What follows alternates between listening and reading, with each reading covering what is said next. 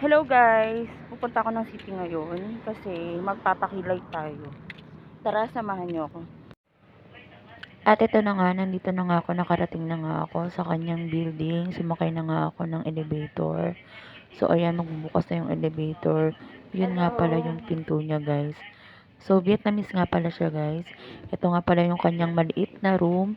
Tapos may bed siya dyan. Kasama na yung upuan niya, yung kama niya nandyan na rin.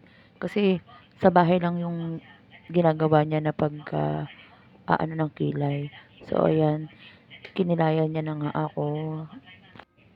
Nag-start na nga pala siya ng guhit sa aking kilay dyan.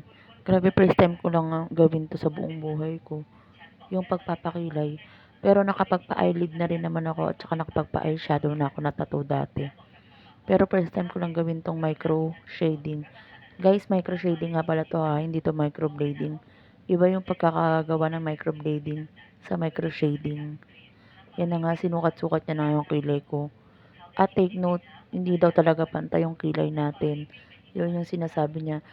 Isang mataas at isang mababa.